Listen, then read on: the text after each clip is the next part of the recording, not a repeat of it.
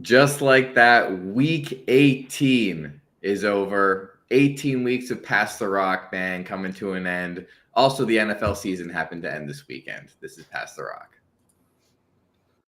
Could one of y'all pass the gosh darn rock? Hey, yo, I'm trying, I ain't lying, and hosting this will be Brian. Yeah. Posting like Kobe Bryant, Yeah. flying to see the pie. Yeah. Hit the hezzy, we got Jesse, opinions get kinda messy. A fan of out of lefties, from football to racing jackies. He goes silly when he go deep, sheesh, is Zach Zeman. Teaming up with Jack, we stack the whole team, man. Pass the rock, don't stop the shot clock. Woo. Smack the slap shot, come on, now let's talk. Pass the, yo, partner, pass the rock. For real.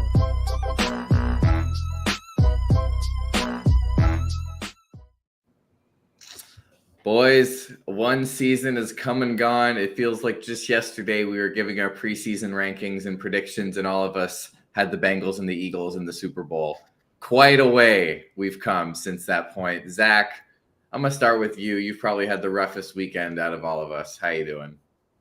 Dude, I stopped watching at like the end of the first half. I'm not gonna lie. I knew we were cooked. I didn't think we were this cooked. But you know what? Other than that, pretty solid weekend. Came back to school, getting ready for a new semester. Not trying world like Jack is right now. So, staying pretty grounded. Very excited for the playoffs, though. Very excited to see what happens, and very excited for tonight's national championship. And Jack, how you doing over there? And it's pretty late where you are. Why don't you tell the people where you're at? Yeah, I'm coming at you from Barcelona. So this is a next level of commitment. But I don't know. I guess over here I'm starting to get more used to a different kind of football. But, I can still talk some NFL. So it's good to be back with you guys. And this is going to be a fun one for sure. Yeah, it's crazy. They got all the beaches and parties and nightlife in Barcelona, and he's at home recording Pass the Rock with the two of us. So tells you a little bit about the life Jack has. No, I'm kidding. We appreciate the hardcore commitment when obviously we realize you could be enjoying all the things that Barca has to offer. So with that being said, let's start off with some NBA talk. I know that basketball is big over there in Spain. Shout out Ricky Rubio, by the way. He just retired a couple days ago. I'm sure that they'll throw him a parade at some point. The first round of All-Star voting just dropped. Who was the biggest snub? Zach, I'm looking at you. You don't really have much to complain about. You got two of your guys in the top 5 right now, sitting pretty. No, yeah, I don't have a lot to complain about, although I am definitely surprised that Damian Lillard is the second highest guard. I feel like that's kind of a weird pick to have second. I mean, Trae Young's having a phenomenal season. Donovan Mitchell's having a really good season. Tyrese Maxey's having a really good season. And Jalen Brunson also having a phenomenal season. All 4 of those guys you could put in that second spot over Dame. I think it would be more representative of who's having the better season. So that was the one big, that was the one weird thing to me. Other than that, I mean, you could definitely argue that Shea should start over Curry, but that's like kind of a preference thing. Like you could pretty much go either or with that. I don't see too many issues with the first wave of voting. I think for the most part, they're pretty much fine. Jack, anyone left off the list? Oh, I don't know about left off the list, but there's one name that I have to talk about. If I can direct your attention to number 7 in the West, is Ja Morant. Has he played? What has he played? 6 games? He's up to 10 games now, I think. Oh, he's up to 10 games now? Okay. Well, I don't know. Sure, he's Ja Morant. He's played solidly so far. But, come on. Through 10 games of his season, he's already up to number 7 in the West. That's insane to me. I just love that no matter what he does, there's no way he could average 55 points a game for the next 2 weeks. He's not making the All-Star game. No chance. Not on the NBA's watch this year. Even if the fans decide to give him the Zaza Pachulia treatment, there's no way. Yeah. More votes than De'Aaron Fox. Yeah, De'Aaron Fox is below Ja Morant, and that's ridiculous. But also, Kyrie Irving, just off of name value alone, is 5th in the West. Yeah, on voting. I don't like that either. He hasn't even played in the last month. Him being ahead of Anthony Edwards is criminal. Yeah. Oh no, absolutely criminal. Anthony Edwards should be number 4 on this list. I don't know why Kyrie and James Harden are still receiving so many votes. I know it's based off of their name and everything, but come on, the All-Star game can't just be the same 10 guys every single season.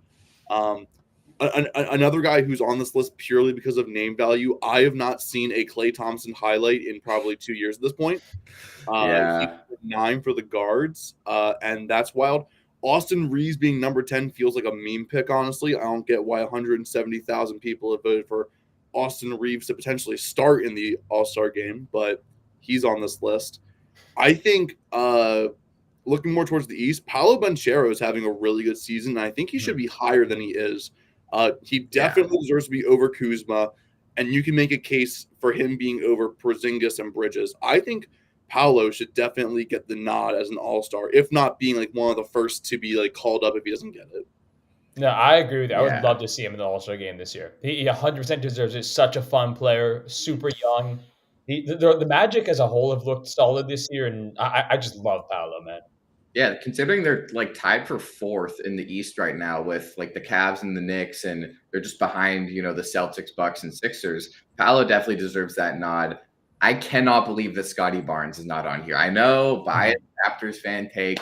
Scotty's been playing unbelievable. He's the heart and soul of this team. Kyle Kuzma. So you're like, I don't have a problem with a lot of the other people in the front court. Like, obviously, he's not going to start. Giannis, Joel, and Tatum seems like the most surefire lock of the top 3 front court ever. And then you could put Jimmy, you could put Jaylen Brown, Bam, sure. Mikal Bridges, sure. Porzingis, he's had a good year, but do you really need 4 All-Stars in the Boston Celtics starting lineup? There's a case for 5 because Drew Holiday is also on this list for some reason.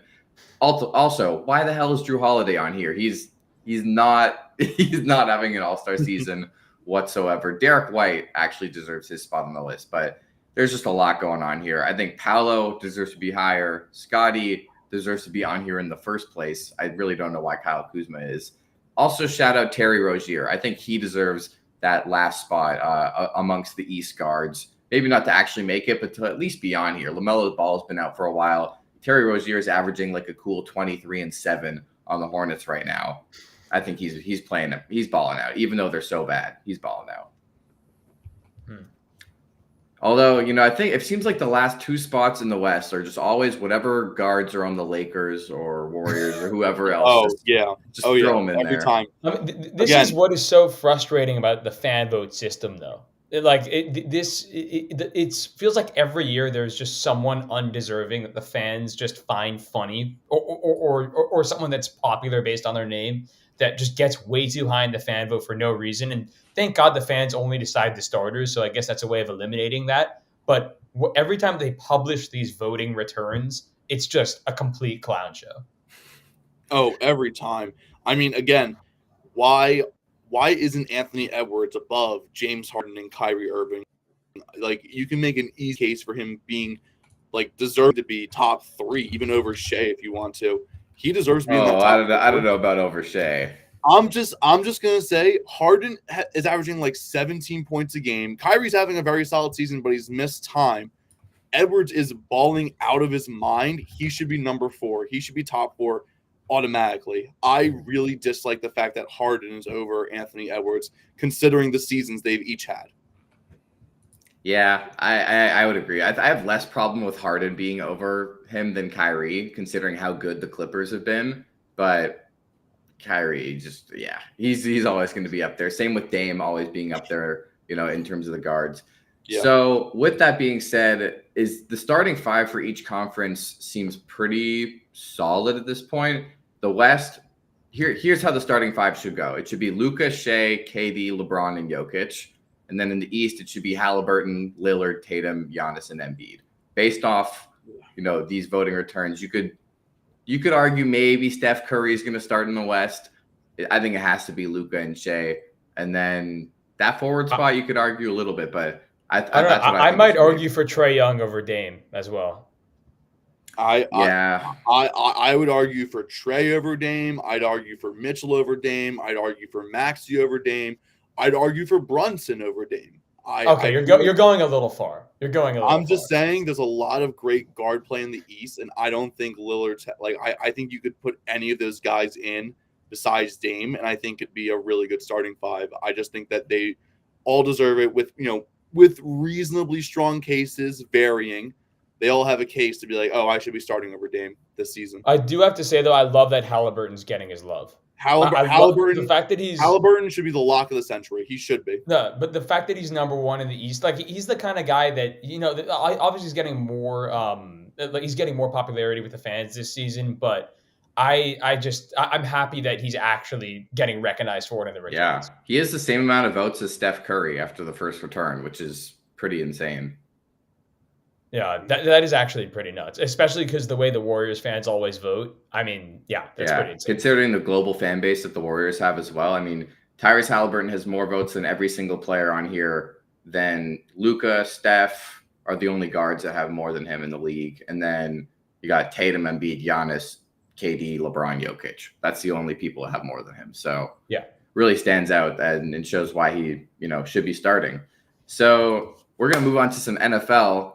Yesterday, I know it didn't count in the fantasy season, but CeeDee Lamb had another huge game in what was a pretty meaningless game anyway.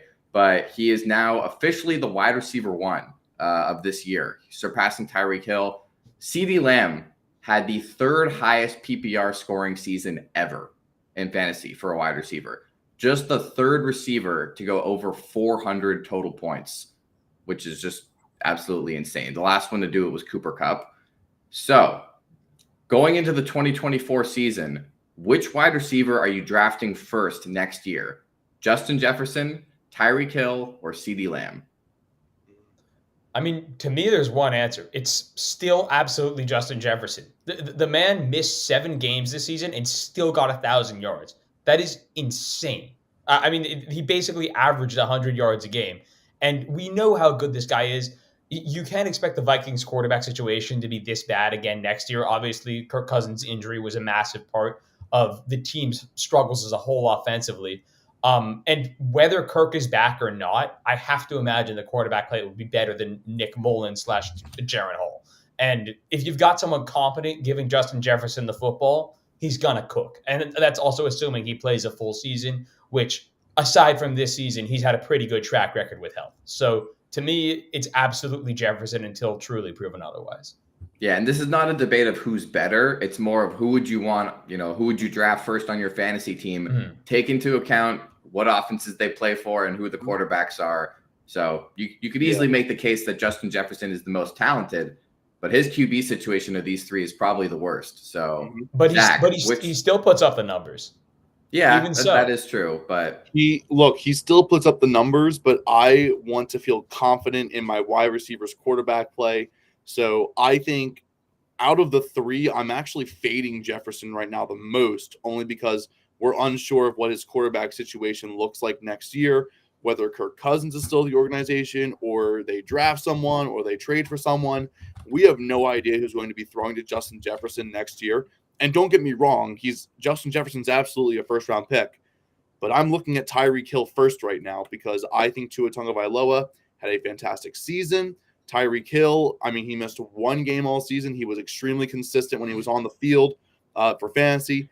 And while CeeDee Lamb overall had the better season points-wise, we all know that, if you're taking just based off of pure talent, you're probably leaning with Tyreek Hill overall. I'm going to go with Tyreek Hill, the fastest wide receiver in the NFL. He's down there somewhere. Throw a go route to him, and there's like I'd say around a 40% chance turns into a touchdown any given play. I'm going with CeeDee Lamb. I can't believe it. I'm going with CeeDee Lamb. I think he has the best quarterback situation out of the 3. I think, yes, Tua is good, but the Cowboys are a more pass-heavy offense. There are less mouths to feed. Miami has such a talented skill group. Jalen Waddle is right there in terms of talent. Plus, you have Achane. I just think Dallas, it's less crowded. I mean, he's only competing with Brandon Cooks and Michael Gallup. It's not as big of a deal. And I mean, CeeDee Lamb's going to get the targets. He just broke the record for most receptions in a season by a Cowboy and yards. Plus, he's younger. And just the way that the Cowboys' philosophy works is they're going to throw the ball to 88. So I'm going to take CeeDee Lamb, and I'm going to take him. Honestly, I might take him first overall next year, just depending. I mean, what pick I have. I'm not trusting the running backs. And between Jefferson, Hill, and Lamb, I'm taking CeeDee Lamb all day long. It's so hard, though. I mean, to even rank these 3 in terms of their actual skill and talent is is pretty tough. But we might have to have this discussion another day of has CeeDee Lamb surpassed Jamar Chase, or was that only because of the quarterback situation and who's better there? Honestly, just the top of the receivers in the NFL right now is just such an interesting debate. I mean, where does AJ Brown fall in that mix as well? I mean, Stephon Diggs. Like the top of the top of the receivers Adams. right now. Yeah, it's pretty wild. So many guys you can make a case being like, oh, they're top 5, oh, they're top 3, but it's like you only have 5 spots to work with in those top 3, top 5 conversations. I feel like you can go to there's got to be around 10 wide receivers right now in today's game where you can be like, yeah, that's a top 5 receiver, even though they can't all be top 5. There's probably around 10 of them that you can be like, oh, that's definitely a top 5 worthy guy. Yeah. And that's why, honestly, I don't think there is a true answer to anything. It's all subjective. You have the old head who will tell you Devontae Adams, Stephon Diggs, Cooper Kupp, Keenan Allen, and someone else are all top 5. And then you have someone else who will tell you Chase, Lamb, AJ Brown, Tyreek, Jefferson are top 5. The only thing we know for sure is that running backs are no longer first-round fantasy value at all. 0 RB is the new meta. Except for Christian McCaffrey. It's pretty much just Christian McCaffrey and wide receivers for the rest of the round. I feel like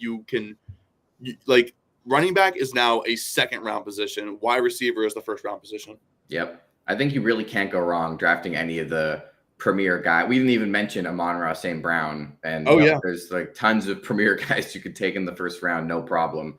It's going to be a receiver heavy draft next year. Let's move on to our wild card round predictions. So we're going to start out. We'll do a rapid fire of all the games with our predictions, and then we'll dive into each one more specifically. So give me your AFC wild card predictions. Browns, Texans. Zach. Yeah, I'm going to go with the Browns here. My main concern with the Houston Texans is inexperience right now. This is a much different group than the last time we saw them in the playoffs. CJ Stroud in his first ever playoff game. I expect Stroud to do well, but it's a very tough Cleveland defense that he's going up against, and that's what I expect to put the Browns over the top. Yeah, look, my heart says the Texans, but my head says the Browns, and I think I have to roll with my head here. I mean, the Texans have been such a fun story this season. Stroud, obviously incredible. DeMeco Ryans, unbelievable in his first year as their head coach.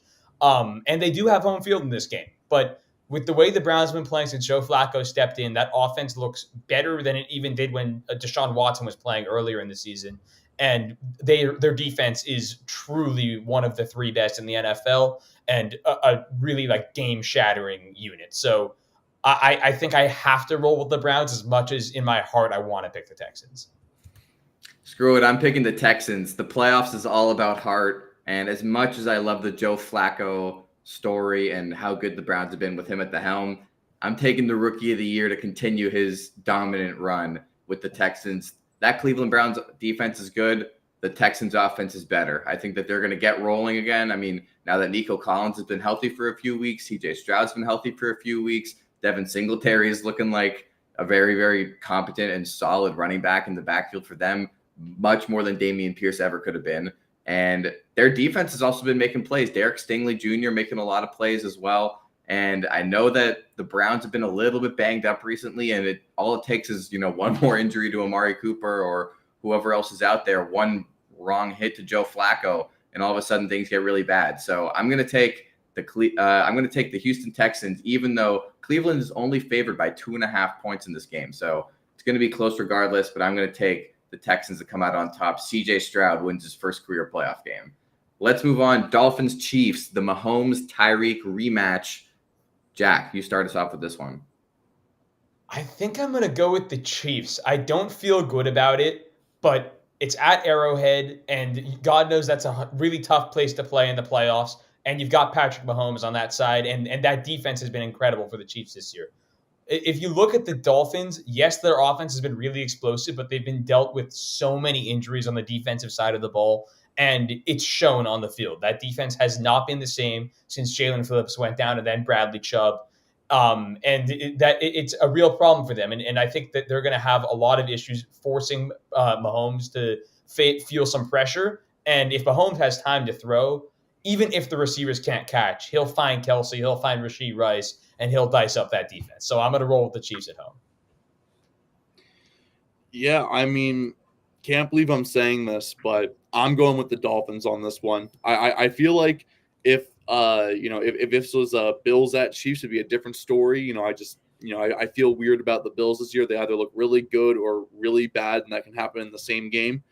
The Dolphins, I think they'll be able to take care of business. They're also a team that's very trendy, but again, if everything just goes right, I know it's Arrowhead, I know it's Mahomes, but this is the weakest Chiefs team we've probably seen in the Mahomes era. Their offense barely functions whatsoever, and while they have a dominant defense, they need to be able to score points. And I'm telling you, Miami will probably be able to limit their turnovers and just drive the ball down the field. I expect the Dolphins to win in a close one at Arrowhead.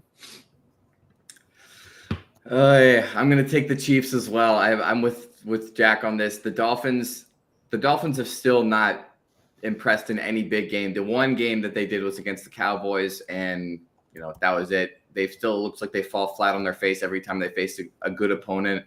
And I know that they were without Jalen Waddle and Raheem Mostert last week. Hopefully they're both expected to be back for the Chiefs game. So I think that does change the line a little bit and helps the Dolphins out. But when it's all said and done, it is Tyreek Hill, it is Jalen Waddle on one side, but you got Patrick Mahomes leading the other helm, and I just trust Patrick Mahomes to get it done over Tua Tagovailoa when it comes down to it.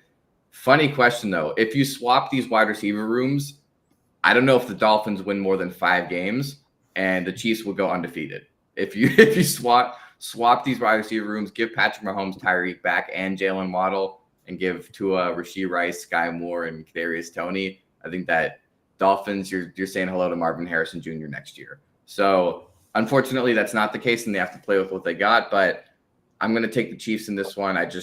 The Dolphins have not impressed in any big game at all this year. Now would be the time to do it, and they shot themselves in the foot by losing that game when they could have had the Steelers in round 1. Could have. And you know what? Let's go on to that game. Bills-Steelers. All right, let me tell you, this game is the perfect storm. The Bills, they always play worse when they play a bad team that they're expected to beat. The Steelers somehow magically play better when they are widely expected to lose by everybody watching. What does this give you? I don't know how the Bills are favored by 9.5, but the Steelers plus 10 is the freest bet you've ever placed in your life. And I'm not promoting betting. I'm not saying you should go do that. However, there is just simply no way that Josh Allen puts together a competent, full, complete game against the Steelers in prime time, in the playoffs, getting ready to go, and wins by double digits. It's just not going to happen. So will the Bills win? Yes. Will they win by 9.5 points? Absolutely not. They're going to squeak this one out, probably win by like 3 or 4 points. It's going to be a low-scoring game, ugly game, bad way to start the playoffs, does not give them any momentum, but Steelers plus 10. No. As a Steelers fan, I have no confidence going into this game. The Bills over the last 7 weeks are 6-1. And it's not like a week 6-1. They've had a tough schedule. They've got wins over the Chiefs. They've got wins over the Cowboys. They've got wins over the Dolphins in those 6 games. And the one loss was that 3-point loss against the Eagles, which was arguably their most impressive looking game out of all of them. So I just think the Bills have been on an absolute roll since the rough start to the season. I think Josh Allen, the second half of the season, has been way, way, way better than he was in the beginning, he's much more conscious with his turnovers. And not to mention, the Steelers are without TJ Watt next week. That's the nail in the coffin. Yeah. I think the Bills are going to steamroll him. Yeah, I mean, this is a Steelers team that I really thought was not going to finish over 500, let alone be in the playoffs. And we all know this is not a team that can win the Super Bowl or anything. But, I mean, the Bills, like Jesse said, the Bills will find a way to make this game way closer than it needs to be.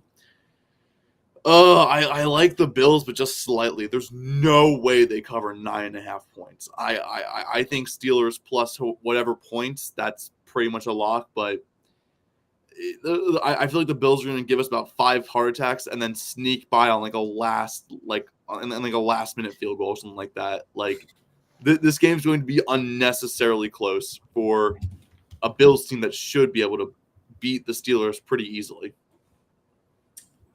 Yeah, it's going to go one of two ways. It's either going to be like 27-3 or ridiculously close, like 17-14 or something.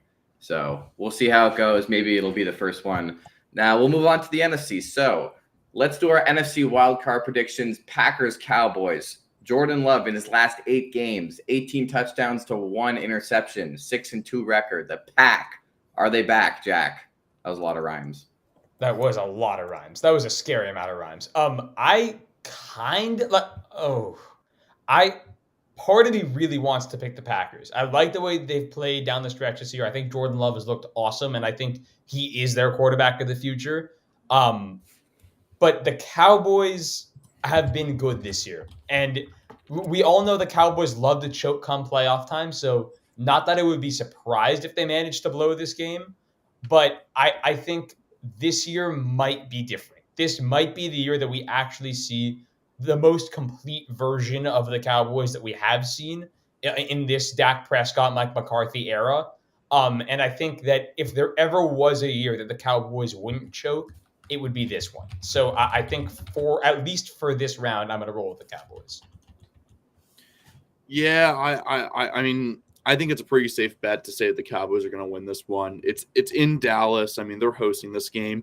Jordan Love, honestly, the fact that they got to 9-8, I was thinking they'd go 8-9, 9-8, right around the 500 mark. I didn't think it was enough to make the playoffs, but here they are. Jordan Love having a great second half of the season, but I don't think it's going to be enough. I really think Dallas is going to roll here. Yeah, I'm taking the Dallas sweep. As good as the Packers have looked some weeks, they've looked really bad in other weeks. And it's like one or the other here. And, they lost pretty poorly to the Bucs at home. And I don't think the Bucs are on any level of the Cowboys. And going into Dallas has just been so good. If this was in Lambeau, I would give them like a 50-50 shot to win this game. Since it's in Dallas, it's not looking good. And -7 for Dallas is already the spread. But yeah, I'm going to take Dallas. I confidently think that they're going to win this game. It's going to get real when they end up matching with the Niners. That's the only real playoff game for the Cowboys.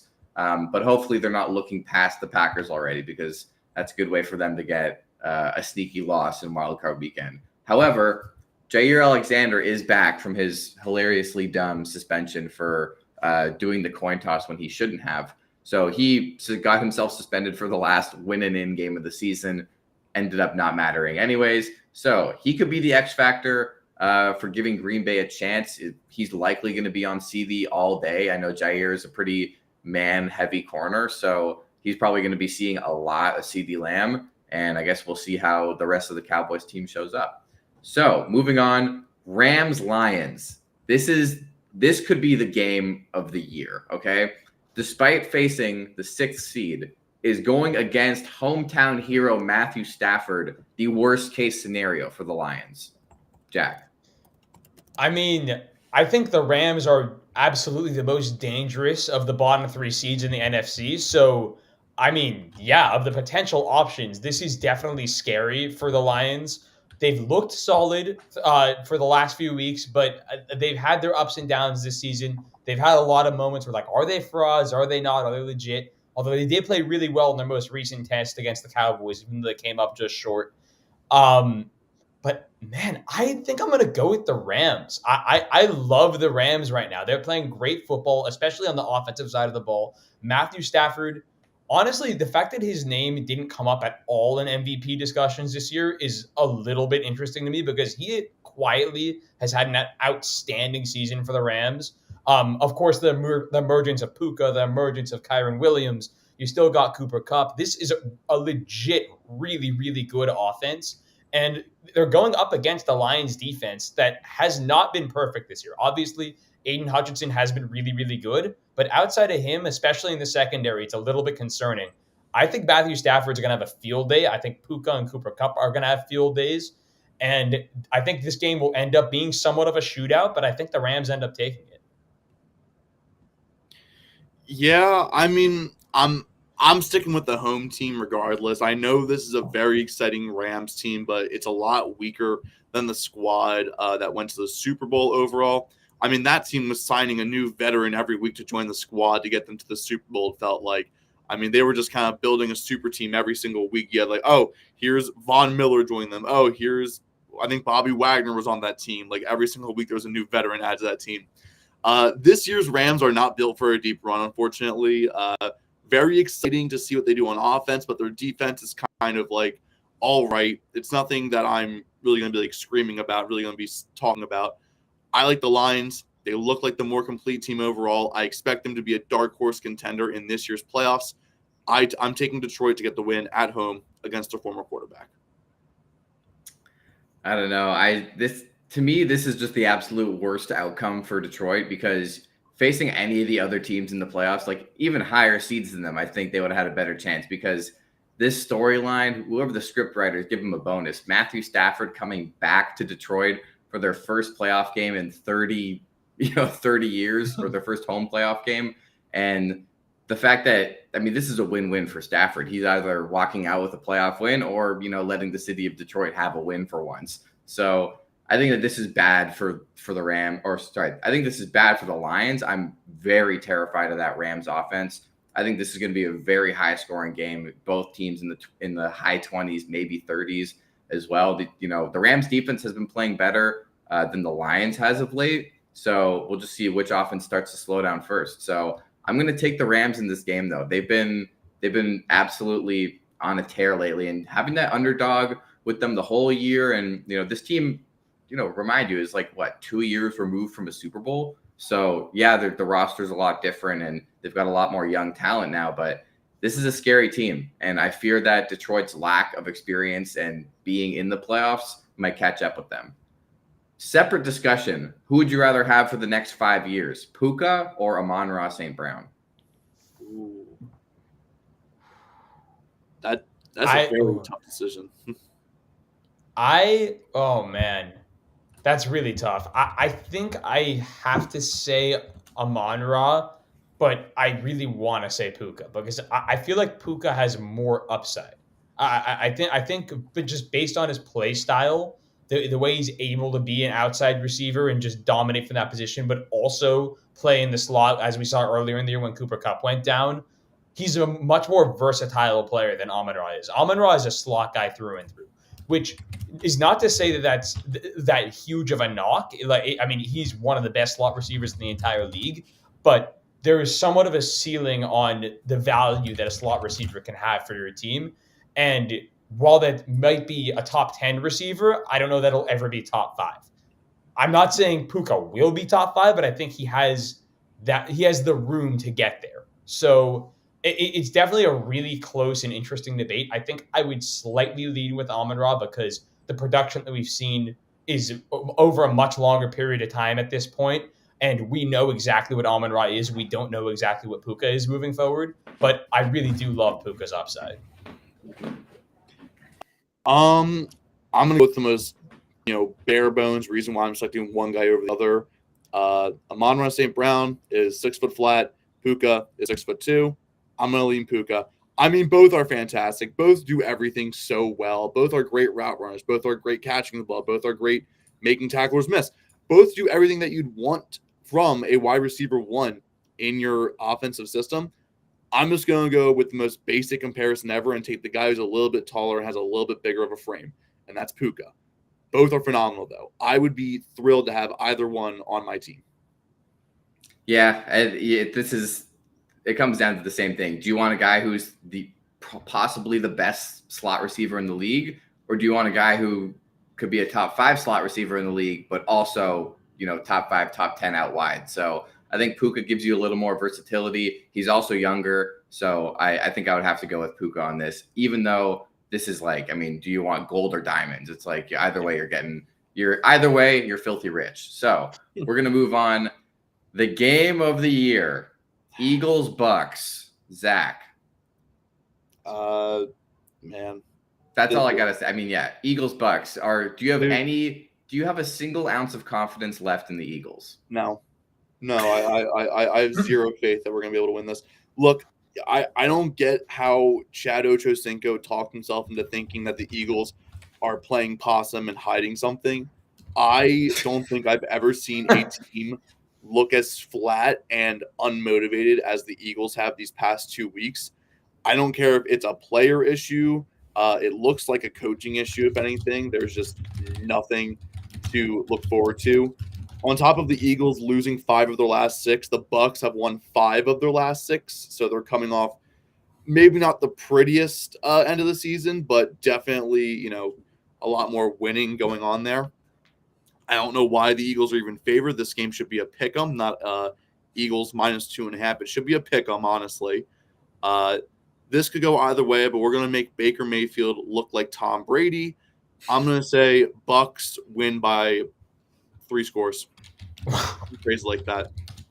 Wow. Look, All right. I'm just going to say 2021 playoffs, repeat of that.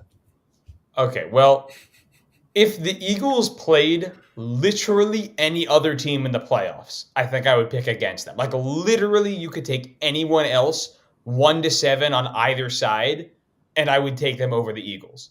The one team that I would take the Eagles over in the playoffs is the Tampa Bay Buccaneers, because they don't belong. This is not a playoff team. They're average on their best day.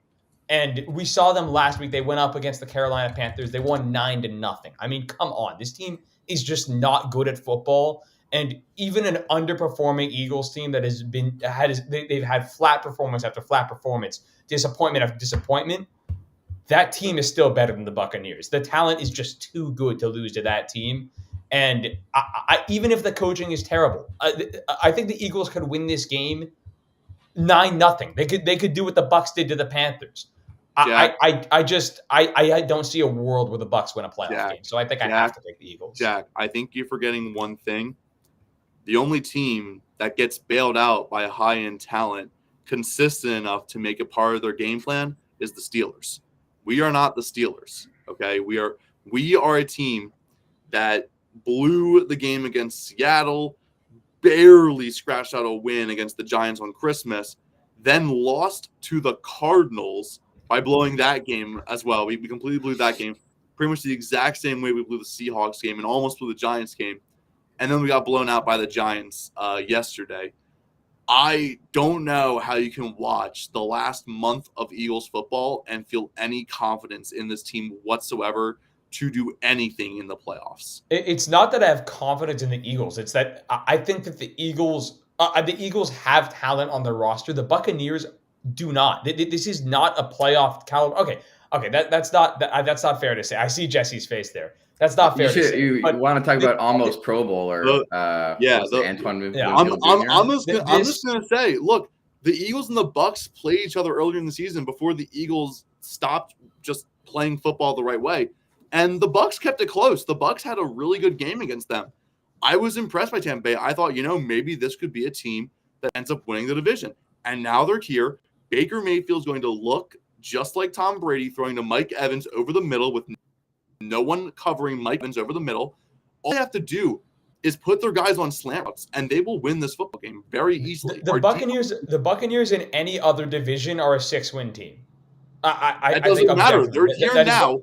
They're here now, and the Eagles lost to a 4-win team. Yeah, a 6-win team would actually be their toughest opponent in a few weeks. Dude, I'm just saying. I mean, look, the Bucks on paper aren't anything special, and the Eagles on paper should be Super Bowl contenders. But because of just how everything has worked out, because of the coaching, because of recent results, everything to me points to the Bucks winning this game easily. Yeah, unfortunately, football games are not won on paper. They're won on the field. And when it comes down to it, I don't think the Buccaneers' offensive skill group is that far off of the Eagles. I mean, A.J. Brown, Devontae Smith, and DeAndre Swift, I would say, are like an A+ when it comes to a skill position group.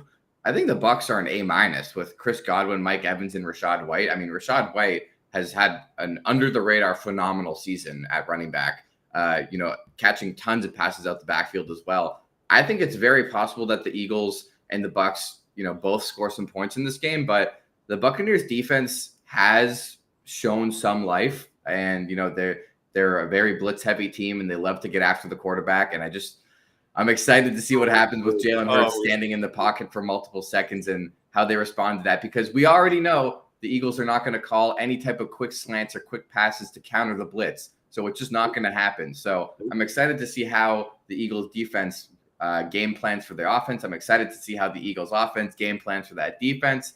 And yeah, if games were won on paper, the Eagles would be 2-time Super Bowl champions. However, in the last 2 years, it's not, and they're not. So with all of that being said, Bucks by 40.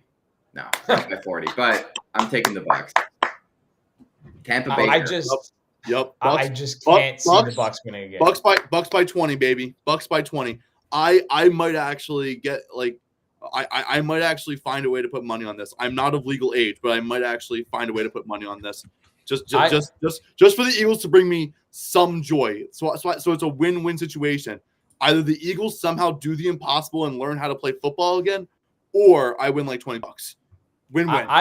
I would take anyone else. Literally, I would take the Mason Rudolph Steelers over the Eagles right now. I would take the Packers over the Eagles. I don't know why you're sleeping on the Bucks when Baker Mayfield is going to look like Tom Brady.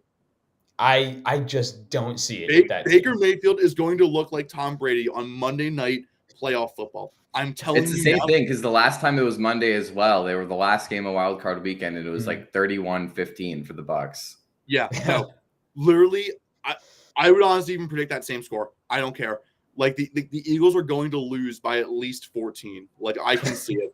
I might find an alt spread of maybe Bucks minus 10, however much that is, and I'd put money on that.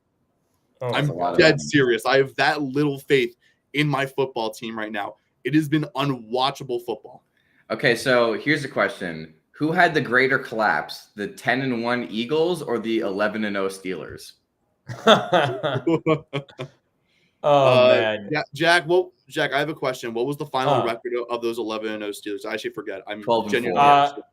It was 12-4, and then we lost in the first round to the Browns. Okay. Badly too. There was the first play of the game was a fumble touchdown, and you guys were down. We got smoked by the Browns. 28-0 in the game. first quarter. Thank you. I'm going to argue that right now it's these 11-1 Eagles suffering the bigger collapse, because they are the first NFL team ever to I think it was reach 10 wins by a certain time and then not finish the season with. They couldn't, in their last 6 games, they couldn't win 2 games. That is just putrid. This has to be up there as one of the worst collapses I've seen in sports history. If not, it's got to be up there as one of the worst in Philadelphia history, especially a regular season. There's collapse. a lot to choose from. So there are a lot of collapses to choose from this past year's Phillies to the '93 Phillies in the World Series. Don't even get started on the Sixers. The Sixers with Doc Rivers, just that. I mean, that was kind of a guaranteed collapse. But with just how prolonged this collapse has been as well, this has to rank pretty high in all-time Philadelphia. So is it worse than the Steelers going 11-0 and then I think it's genuinely worse than the Steelers because, first of all, zero faith they win on Monday night. I have zero faith they're going to win. It's going to complete the collapse. Secondly, at least the Steelers reached 12 wins. We never reached 12 wins. And you guys had the extra game too. Yeah. We had an extra game to reach 12 wins and we still couldn't do it. You start 10-1 and end up going 11. What was it? 11-5. I'm 11-6. 11-6. Yeah. How do you do that? Look, while we're on the topic of the Eagles collapse, I need to get something off my chest here. What aside from being Mr. Philly, what exactly does Nick Sirianni do for the Eagles? Yeah. Because and this might be controversial. I'm not a Nick Sirianni hater. It's not. What People does he do? Calling for Sirianni's head for about 3 weeks. You're fine. Because if you think about it, like when he first got there, he was the play caller. Didn't do very well, handed it over to Steichen. It got much better. Last season, Steichen looked really good. The offense looked really good. Gannon had his ups and downs with the Eagles, but overall, I would say more ups than downs. The defense looked pretty good. You lose both of them. Steichen looks good with the Colts. Gannon looks good with the Cardinals. What do the Eagles do now that you're just left with Sirianni? Matt Patricia. It's not very good. So I will beg the question one more time. What exactly does Nick Sirianni do? To me, Sirianni's one of those coaches who's more of a locker room guy than a play caller. Like He he's the guy who cries gets during the everyone national anthem. Yep. I mean, he's one of those coaches where, like, yeah, he's not going to have the best schemes or the best ideas, but he's a locker room guy and the players support him. To me, a lot of the blame falls on the coordinators and how poorly they've done. And again, some of it does fall on Sirianni for some brain dead decisions as well. But for me, the biggest things I can take away is that if anyone should be fired, it should be our offensive coordinator. I have been struggling to watch every single snap from shotgun, nothing else, only shotgun snaps this entire season. And you really start to notice it when the Eagles aren't playing well, when instead of, taking fairly decent risks, they just run screen passes and run plays and QB draws. And on top of that, we changed defensive play calling, like for the second half of the season, was a very odd and weird choice by Sirianni. Desai was not good, but Patricia's just kind of worse, and switching schemes in the middle of the season is just kind of setting up your team for disaster, and that's exactly what happened. And the final thing is one thing that people really liked about Sirianni for his first couple of years in Philly is that he was always hyper aggressive when it came to play calling. He was always going for it on 4th and 2, 4th and 3s. Times where you don't always get the result you want, but if you can get that first down, it's huge. He seems to be more conservative now, and that loss of his edge is a really big detriment to how the Eagles have operated this season. So those are the main issues I personally have with the Eagles. I wouldn't be completely shocked if they cleaned house completely, get rid of all coaches and just rebuild the culture. But I don't know. I think out of everyone, Sirianni will probably keep his job. I just hope that the others are gone, honestly. It's not surprising that when you get rid of your offensive and defensive coordinator, that the offense and defense don't look as good the next season. Well, I mean, yes, that's common. But if you watch how the system runs, especially, I feel like offense is a lot more noticeable. Defense, it's had some really bad games. That's also because, again, they switched schemes in the middle of the season, which is also just ridiculous. But on offense, you can see throughout the entire season, almost every single snap has been run from shotgun.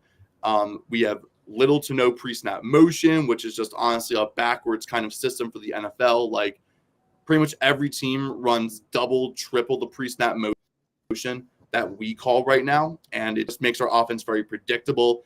You have Christian McCaffrey calling our plays on live television, sitting on his couch. I mean, it doesn't get more predictable than that.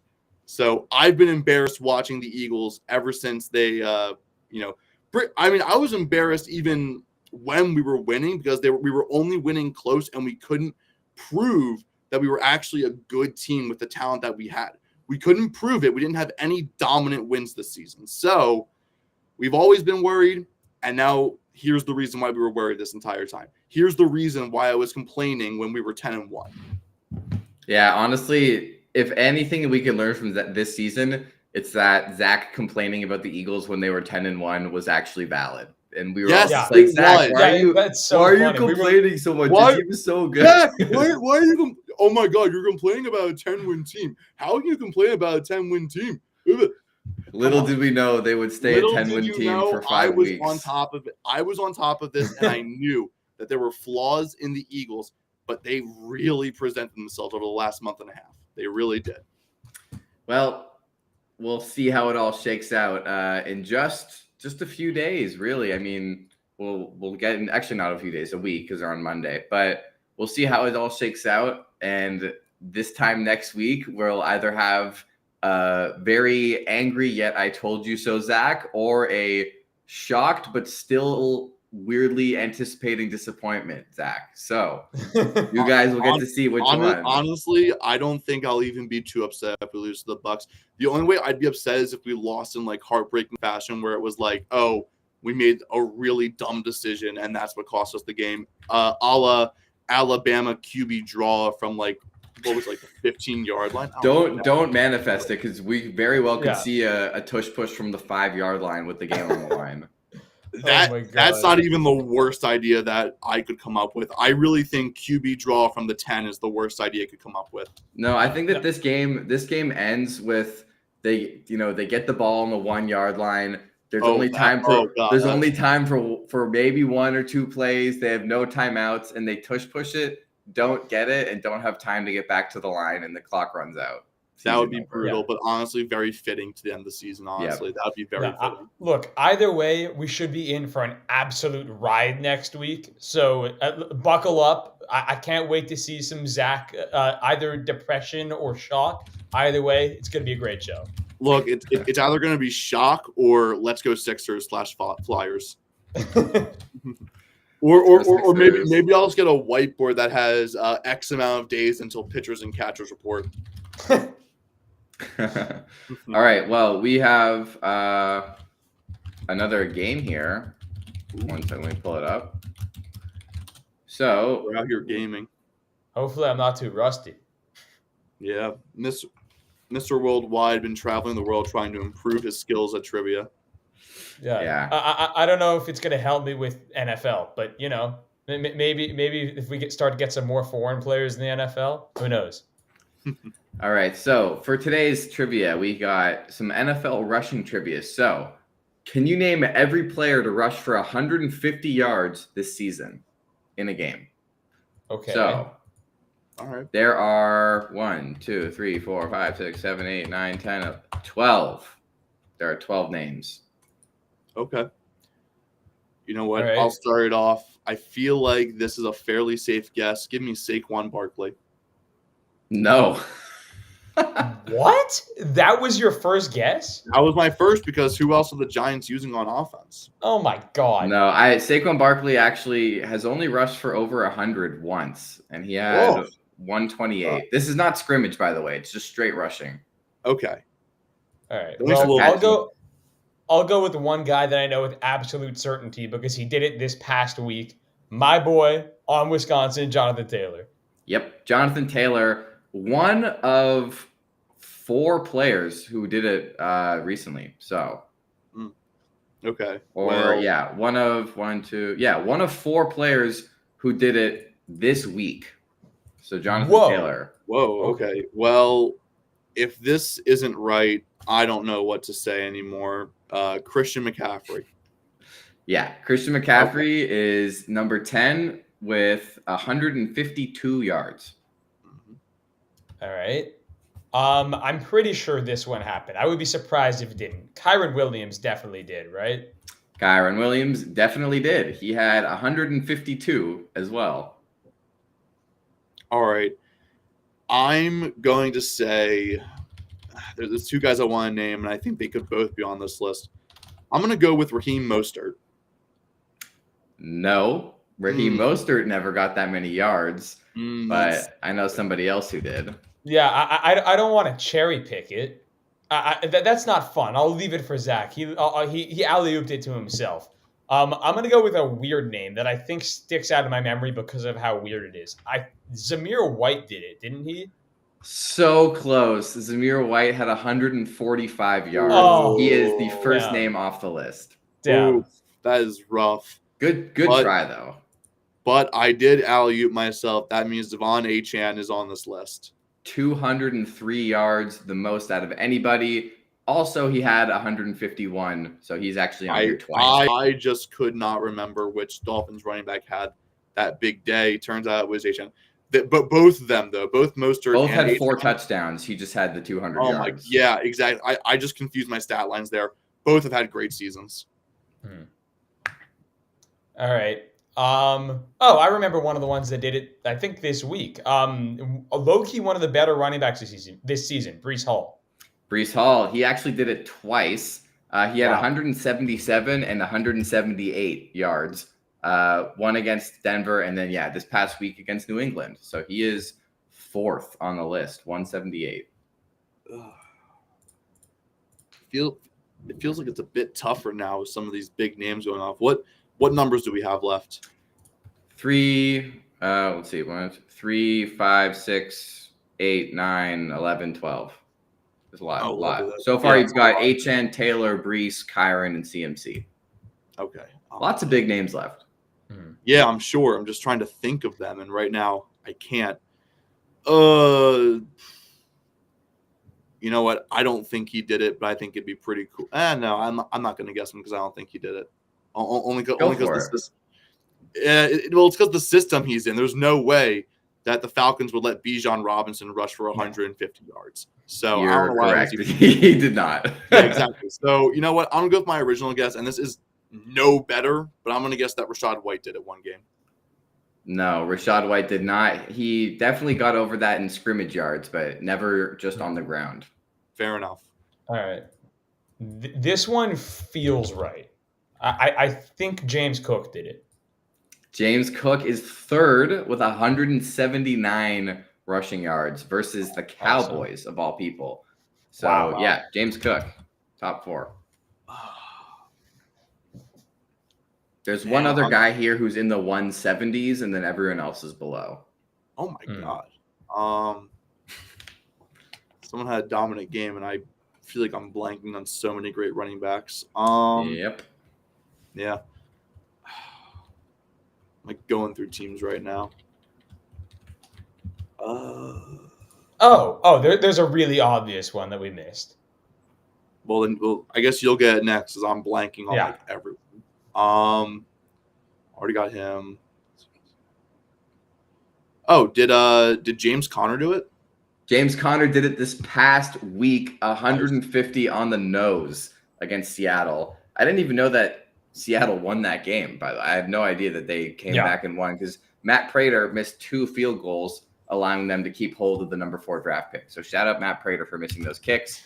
James Conner, 150 on the dot. All right. Well, let's give the king his crown, Derrick Henry. King Henry is another player who did it this week. He had 153. So Derrick Henry, James Conner, Breece Hall, and Jonathan Taylor all did it this past weekend. Nice. I'm going to go with a player who I know he had a few very good fantasy games. I'm going to say that Travis Etienne did it. Nope, 136. He got pretty close, but not quite. I mean, that's closer than I thought, but he definitely got it with scrimmage yards. He definitely did. He's the third guy off the list. All right. This is the first guess where I don't have a name immediately in my head. So this is going to take a little bit of brainstorming. You guys are missing this could be 4 names, by the way. 4 names are left. This one could be really stupid, but I know he had at least one really big game. Did Devin Singletary do it? Yes, he did. Devin Singletary with Wow. also 150 on the nose against Cincinnati. Wow. Devin Singletary, number 12. Good job. Wow. 3 names left, and all 3 players are on a team that was either fighting for a playoff spot or was in the playoffs. All right, so we've about half the league to choose from. I don't think we've said Joe Mixon yet. Give me Joe Mixon. Haven't said him because he's not on the list. Okay. Yeah. I thought that was a good that guess. one didn't feel right. Man. Fighting for a playoff spot or in the playoffs? Did DeAndre Swift do it really early in the season? He did. And DeAndre Swift had 175 rushing yards in a game against the Minnesota Vikings. I believe that was the first night, right? That was like week 2. That was week 2. Yeah, September week 14th. 2, yeah. What a different time that was. What a different time. But he 1,000-yard rusher. Remember when everyone thought that a lot of great he was going to be the best wasted. running back pickup because the Eagles looked like they could actually run the ball competently? I wish, dude. Honestly, we're many moons away from that. I'm just saying if we had a good scheme still, Swift would have been 1,500 yards this year. He would have been. So DeAndre Swift in week 2 is number 5. You guys have 2 names left, both right around the 150 mark. One of which I'm very surprised hasn't been said yet. Really? Yeah. I figured we got all the obvious ones. There's one, I don't know if obvious, but I'm surprised that Jack, you haven't gotten him. And there's another one. Badger. Yeah, it has to be a Badger because there's no way Najee did it. And I'm pretty sure Warren didn't either. No, he didn't. It has to be a Badger. What Badger am I forgetting? It doesn't have to be a That's Badger. not JT. Well, okay. You're surprised. Who else do I love? It's not McCaffrey. We already got him. I mean, not it could be Bijan. another Niner. It's not Bijan. Is it another No. Niner? It's not another Niner. Jahmyr He Gibbs. sat. Well, huh? Jahmyr Gibbs. Jahmyr Gibbs. There it is. There it is. 152 on the ground versus Vegas. Wow. Jahmyr Gibbs. All right, we got one left. That was the one I was surprised you didn't get because you were Mr. Bijan Gibbs on your fantasy team all year. So I was. All right. I love those. Rookies. Last one, Zach. Zach, you should actually get this last one. I should get this last one. Ugh. Yeah. It's not like West I'll Virginia. give you a hint. He is not a starter. He is not a starter. And man, wait. Would this be David Montgomery? No, that's not a bad guess. I thought that was a good guess because He's technically considered the starter. I have an idea. I'm just saying Montgomery had some great games. I wouldn't have been shocked if he was on this list. Yeah, I don't know why you would say, Zach, you should get this one, but did Khalil Herbert do it? No. He had some really good games this year. Trust me. I'm not making that up. Wasn't that good? I'm not making that up. Dude, trust me. This Khalil player Herbert had trust me, dude. 165 yards and 2 touchdowns. Also had 30 receiving yards in this game, so almost 200 total yards. Way back in October. And I say, Zach, you should get this. Why? Who? You're making it sound like it's an Eagle, and I don't. It's not an Eagle. not an Eagle. Someone had to have done it against the Eagles. No, it That's wasn't what I against the think. Eagles. No? I'm saying that Zach should get this. You're making me think of Zach Charbonnet, but No. it's not Zach Charbonnet. Who else? What? Zach Who else Moss. is- Zach Moss! Oh my god. I couldn't say Zach more times without making it obvious. Oh, Zach terrible by me. Moss, Terrible. 165 versus the Titans. That was before JT Wow. came back. So Wow. Oh my Terrible god. job by me. Terrible. horrible. Well, Horrible. that was a lot of Horrible. fun. Can't get Maybe your own we'll namesake. we can save our next one for next week because we're at time here. But that was a lot of fun. I could only say Zach so many times before I made it more obvious. So Yeah. Zach Charbonnet wasn't a bad guess. But you're right there. No. Let's be honest. That was a pretty bad guess. No, it was just the wrong Zach. Yeah, it was Yeah. just the wrong Zach. All right. Well, I really think of Charbonnet first because he has a more unique last name. yeah, that's true. Zach Moss, you are the answer for today. We will see all of you back here this coming Wednesday or Thursday, dependingly. So we'll see you then before the playoffs get kickstarted this weekend. Lots of good football to be watched and lots of seasons coming to an end. Patriots season's over, but the off season's just getting started. So we'll see you back here on Wednesday or Thursday, and peace out. You'll catch us same time next week with our best reactions from the playoffs. That is a can't miss show. We'll see you then.